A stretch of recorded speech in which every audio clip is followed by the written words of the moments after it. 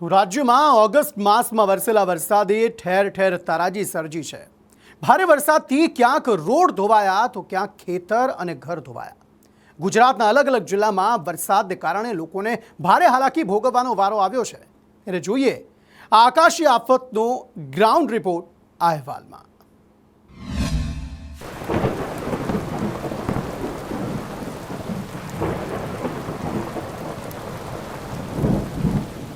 ભાદરવો જામતાની સાથે જ મેઘરાજાએ ભૂક્કા કાઢવાનું શરૂ કરી દીધું છે। ગુજરાતમાં ઘટ પૂરી કરવાની ધૂનમાં મેઘરાજા ભાન ભૂલ્યા છે। અવિરત વરસી રહેલો વરસાદ હવે આફત સર્જી રહ્યો છે।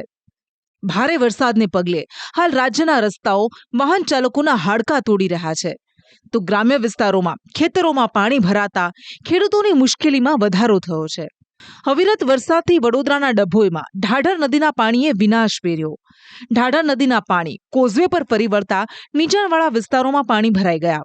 પરિણામે મંડાળા, ઠીકરિયા, સેજપુરાને જોડતો રસ્તો બંધ થઈ ગયો છે। ત્યારે બંબોજ ગામમાં પણ ઢાઢર નદીના પાણી ફરી વળ્યા છે। બંબોજ ગામને જોડતા મુખ્ય માર્ગો પર પાણી ભરાતા આસપાસના ગામનો સંપર્ક તૂટ્યો છે। પણ બાળક તો બાળક કહેવાય। ગામ આખું પાણી પાણી છે ને નાના ભૂલકાઓએ દેશી સ્વિમિંગ પુલની મજા માણી। આ તરફ ડભોઈ તાલુકાનું બનૈયા ગામ સંપર્ક વિહોણું બન્યું છે। ઢાઢર નદીના પાણી બનૈયા ગામના મુખ્ય માર્ગ પર 1 કિલોમીટર સુધી ભરાયેલા છે।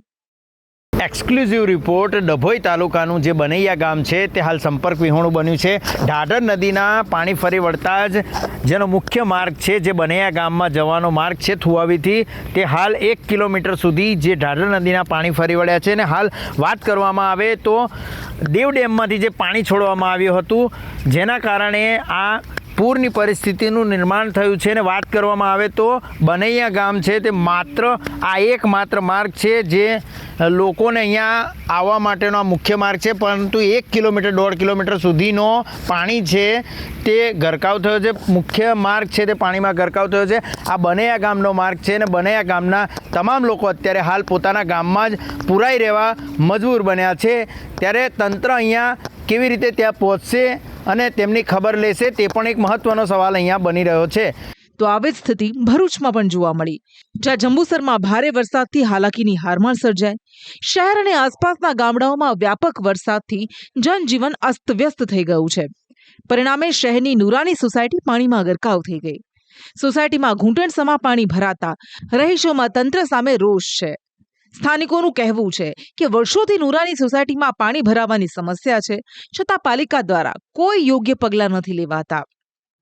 બીજી બાજુ એસટી ડેપો જાણે કે સ્વિમિંગ પુલમાં ફેરવાઈ ગયો હોય તેવા દ્રશ્યો જોવા મળ્યા છે। ડેપોના કમ્પાઉન્ડમાં ઘૂંટણસમા પાણી ભરાઈ ગયા હતા, જેના કારણે મુસાફરો અને બસ ડ્રાઈવર્સને ભારે હાલાકીનો સામનો કરવો પડ્યો। ભારે વરસાદે જંબુસર શહેર તો ઠીક, પણ ગ્રામ્યમાં પણ કહેર વર્તાવ્યો। ભારે વરસાદથી કોરા, પાંચકડા, કાવા સહિતના ગામના ખેતરો જળમગ્ન થઈ ગયા। ખેતરોમાં પાણી ભરાતા કપાસ, તુવેર સહિતનો ઊભો પાક પાણીમાં ગરકાવ થઈ ગયો। તો છોટા ઉદેપુરના નસવાડીના રાનેડા ગામમાં ખેડૂતો અને ગ્રામજનો એક અનોખી મુશ્કેલીનો સામનો કરી રહ્યા છે। ગામ નજીક આવેલ માઇનોર બ્રિજ ન બનતા ખેડૂતોને જીવન જોખમમાં મૂકીને કોતરના પાણીમાંથી પસાર થવું પડી રહ્યું છે। આ પરિસ્થિતિ ખાસ કરીને ખેતીની સિઝન દરમિયાન વધુ ગંભીર બની છે, કારણ કે ખેડૂતોને ખાતર અને અન્ય કૃષિ સામગ્રી માથે મૂકીને કોતર પાર કરવી પડે છે। આ લો લેવલ કોઝવે પર માઇનોર બ્રિજ બની જાય તો ખેડૂતો અને ગ્રામજનોનો સમય અને શક્તિ બંને બચે અને જીવનું જોખમ પણ ટળે। આ તરફ દક્ષિણ ગુજરાતમાં ભારે વરસાદ વચ્ચે ભૂસ્ખલનની ઘટના સામે આવી। વલસાડના કપરાડા તાલુકામાં ભૂસ્ખલન થયું। આસલોણા ગામે વરસાદથી પથ્થરો ધસીને રસ્તા પર આવી જતા મુખ્ય રસ્તા બંધ કરવામાં આવ્યા। ઘટના બનતા જ ગામના લોકોએ તંત્રને જાણ કરી હતી। હાલમાં તંત્રની ટીમે ઘટના સ્થળે પહોંચી કાટમાળ હટાવી વાહન વ્યવહાર ફરી શરૂ કરાવ્યો છે। ગુજરાતમાં વરસેલા વરસાદથી રાજ્યના માર્ગો પણ બિસ્માર બન્યા છે। રાજ્યના રોડ રસ્તા હાલ રાડ પડાવી રહ્યા છે, જે વાહન ચાલકોના હાડકાં તોડી રહ્યા છે અને મણકા ફોડી રહ્યા છે। સ્ટેટ હાઈવે હોય કે નગરપાલિકાએ બનાવેલો રોડ, બધે હાલત એક જેવી જ કમરતોડ પીડા છે।